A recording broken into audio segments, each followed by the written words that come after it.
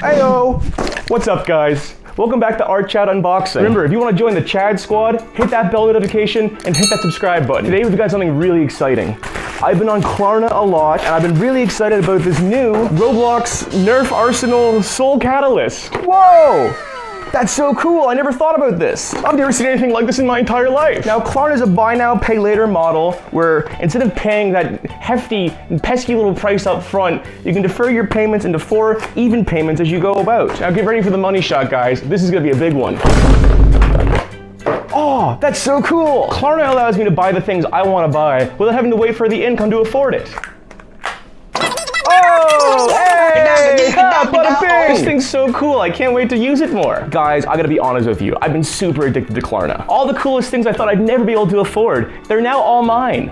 Oh! With Klarna, you do owe the money back eventually. I don't have the income to do the things I do or live the lifestyle I do. And it's really nice that a tech company has come along and made it easier for me to spend my money. I cannot stop spending all my money. What can you do? Sometimes spending money makes you really happy. I haven't been doing very good recently. A payment came out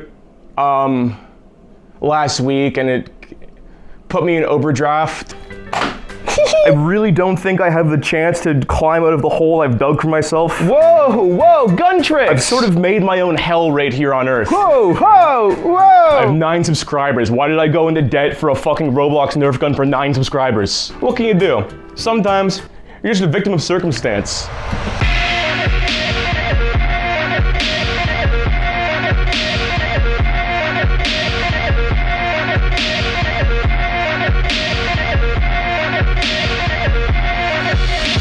We eagerly seek for our society to collapse, so we alone can be the ones who predicted it. We want to bellow the call from our chud dens. The West has fallen, and I was right about it. Only to find we've exaggerated the degree to which things are worsening, and nothing, in fact, ever happens. Unfortunately, this isn't one of those cases. Klarna and the buy now, pay later apps aren't only as bad as they seem, they're worse in ways you could never even imagine. Klarna is a Swedish fintech app that operates on a buy now, pay later model. Don't have the money to make a purchase immediately? Klarna allows you to pay in 4 easy installments or defer the payment to a later date. They've operated on rapid expansion via funding while running at a loss for the past 6 years.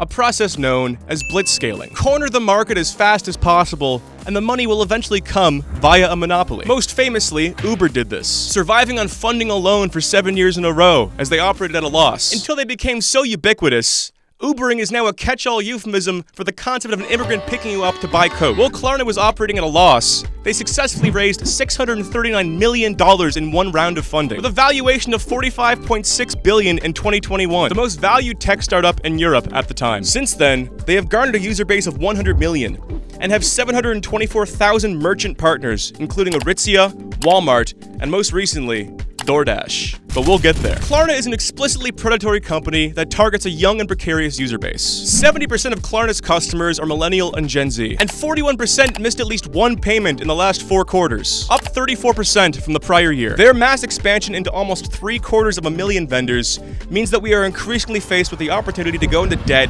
at every checkout possible. It's exciting to think that you, a middling brokey, could own a pair of Rick Owens Geo baskets and only pay $250 at checkout, rather than the full $1,000 up front. Make your payments every 2 weeks and you're good to go. You can pull up to the Bushwick Barcade and bag an Asian baddie with your fresh new Ricks. I think. I don't know what people in Brooklyn do. However, miss your payment and you'll be charged interest, sometimes up to 30% on the principal. Much like a mobster or a payday loan company, they will squeeze every last dollar out your broke ass and cackle maniacally as they do. But you're probably asking, if I'm paying something off on Klarna, then I'm technically in debt. But where does this debt get recorded? Mortgages, credit card debt, student and car loans all get recorded on credit reports. Your unpaid debt, along with your ability to pay said debt on time, is added together into your credit score, so any financial institution knows you are safe to lend to. That way, companies can lend you money and be pretty sure you'll pay it back. Financial institutions generally like to avoid lending to people who are likely to default on their loans. Last time they did that too much, it triggered a global financial crisis. But we're not talking about mortgages here. We're talking about owing $500 to a Swedish app because you impulse bought a flight to Bangkok to fuck some pussy. How do our financial overlords know you're $500 in debt to a Swedish app? Well, that's the thing. They don't. Klarna's rapid expansion has been strategic in 2 ways. 1, they get to push out competition like Affirm and Afterpay. And 2, They are growing so fast, they can outpace regulators. Here's a quote from a Wells Fargo report on the buy now, pay later market in 2024. The buy now, pay later market may be small now, but if we don't know how fast it's growing, it logically follows we simply cannot know when it will become a problem. Klarna's outpacing of proper regulation means we don't know how much debt is accumulating. It's not recorded on credit reports. This is what is known as phantom debt. The same Wells Fargo report estimated that, given the size of and average amount spent on buy now, pay later apps, there was around $46 billion of this phantom debt in the US economy in the first quarter of 2024, an amount they said contributed to 1/3 of all new credit card debt that quarter. But this is still just an estimate, as they literally don't know. And the most unnerving part is that this industry is still growing rapidly, with some estimates putting the annual amount spent at almost $700 billion by 2030. That's almost $1 trillion of unrecorded debt to a company whose stated goal is to expand into every retailer possible. This brings us back to the story that thrust this company into the limelight: their partnership with DoorDash. In March 25th, 2025, Klarna announced they would be partnering with DoorDash to allow you to use Klarna on DoorDash orders. This will launch on June 1st, 2025. That means if you are currently watching this video, you can go on DoorDash, make an order of over $35, and choose to pay off the order in 4 installments, going into debt for fast food. Now you and your driver are both indentured slaves. And you can go as deep into debt as you can handle, so long as you pass Klarna's AI risk calculator. Yes, I forgot to mention this. They use an algorithm that weighs your potential risk based on the type of purchases you make, your account balance, and how late you've been on payments. From this data, you are attributed a credit score in the app's internal logic, and this score changes frequently with every little decision you make, a process they refer to as dynamic underwriting. The worst part is, you don't even fucking gain anything. Your credit score doesn't go up when you pay off the fast food like when you pay off a mortgage or a credit card loan. The best case scenario is you pay off the item for its listed price. The worst case scenario is that you go into a fucking downward death spiral of debt. Pass the AI-driven vibe check and you will be deemed worthy to finance fast food. And this was Klarna's gambit all along. Monopolize a market completely driven on impulse. 20-somethings ordering McGangbangs at 2 a.m. on a Friday. You've seen this topic covered ad nauseum all over social media and YouTube, with terms like burrito loans. But there is something that all these videos have completely missed. You see, Klarna's game was never to help you finance fast food. That's just a fun side effect, because DoorDash doesn't just deliver fast food, they deliver groceries. 25% of monthly DoorDash users ordered from non-restaurant categories in the fourth quarter of 2024.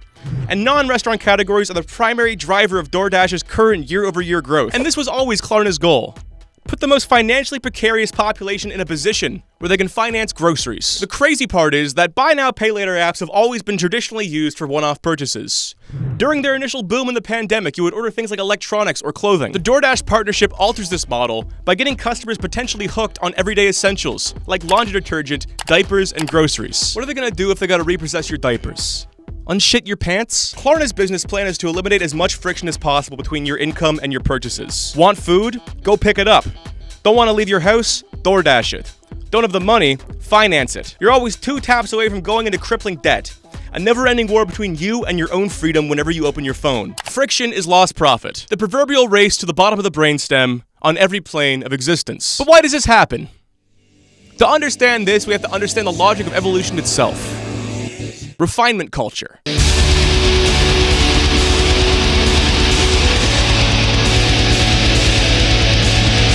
Imagine if the entire universe was Ocarina of Time. The Big Bang happened on November 21st, 1998, the day the game was released. Ocarina of Time was known for its magnetic storytelling, exploration, and complicated puzzles. The Water Temple daunted all without a guide or older brother to lead one through its labyrinth. But as the game ages, as time goes on, strategies emerge. Fast forward 4 years to 2002 and one could access this comprehensive game facts guide, guiding players through the game's least accessible aspects. Players began to master the game's mechanics, doing that weird back hop thing and beating it in under 4 hours. Move forward to around 2006 where skips and exploits emerge, knocking the game's completion time to under 23 minutes. By 2013, wrong warping, stale reference manipulation, arbitrary code execution, all refining the process of game completion to where the current record sits around 3 minutes and 50 seconds. The game's storytelling and optional mechanics become entropy, an inefficient friction in a process that is nearly perfect. For one to enjoy the game in the way it was supposed to be enjoyed, it must be played intentionally. Exploits, glitches, and completing the game as an end goal must be purposely avoided. Okay, wait. Maybe this example is too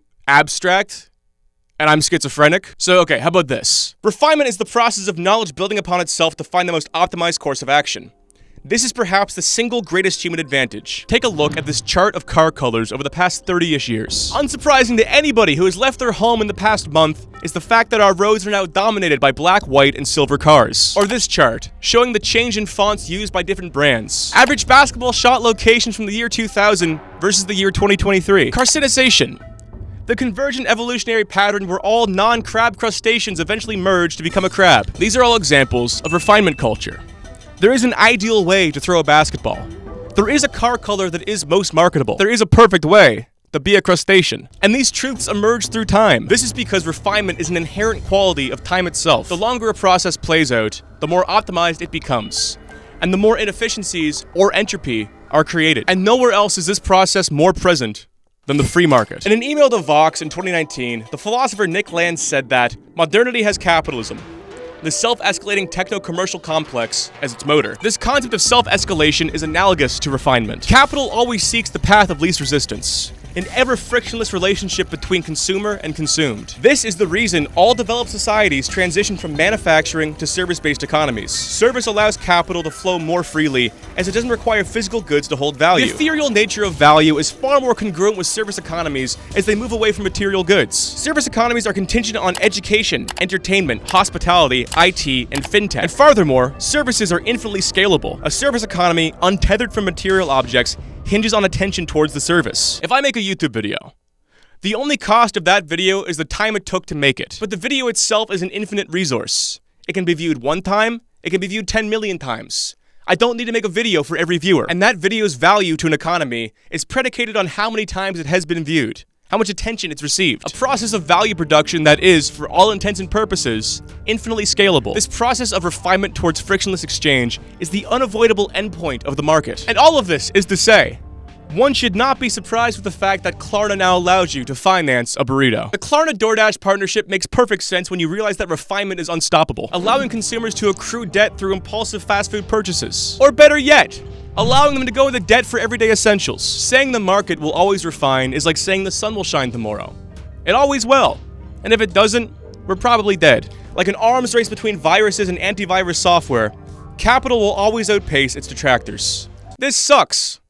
I know I sound ambivalent, but I'm gonna go out on a limb here and say this isn't a good thing. Refinement itself isn't inherently bad, it's just a process. Basically, any modern luxury we take for granted has come through the process of refinement. But within this refinement is the inherent contradictions of capitalism itself. Something that has been written about for over a century by thinkers like Karl Marx and Henry George. The fact that the more capital optimizes, the more it concentrates, the less people have the ability to participate in the market. We ourselves become inefficiencies in a process that seems to no longer need human input or participation. For every constructive force, there's an equally destructive force. Nick Land famously said, "Nothing human makes it out of the near future," a statement that grows eerily foreboding as we refine ourselves out of existence.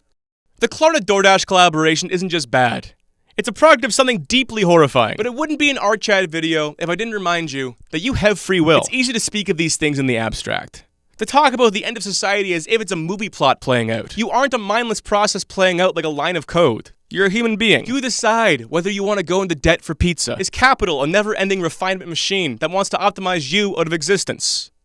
Yes. I just went through all of that. But that doesn't mean you can't turn this video off and go call some friends up for a beer. Delete all the food delivery apps off your phone this second. And never kill yourself.